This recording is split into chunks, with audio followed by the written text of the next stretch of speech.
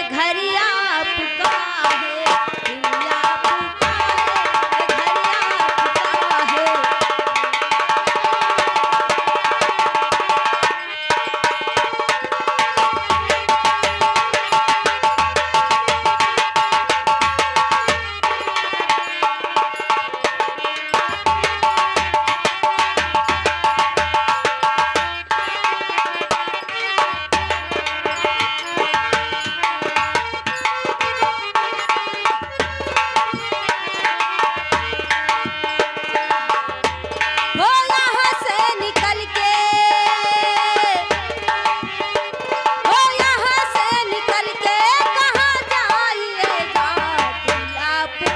है, ये घर आपका है।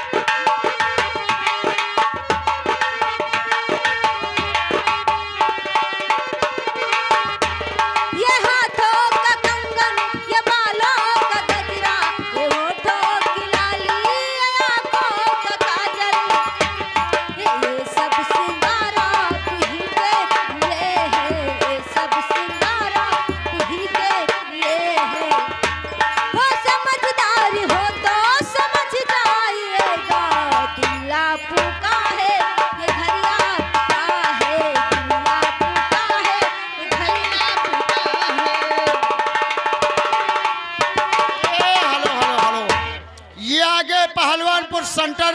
अच्छा। मौर्या गन्ना ठेकेदार। हाँ हाँ। आपके गाने पे खुश होकर के 10 रुपए दे रहे हैं। अच्छा। 10 रुपए के बदले मालिक उन्हें 10 लाख दे, हाँ। मगर झटके के साथ में उसके है। बाद में उनका गजल। हेलो हेलो, हो दिल के दिल दिया है कैसे?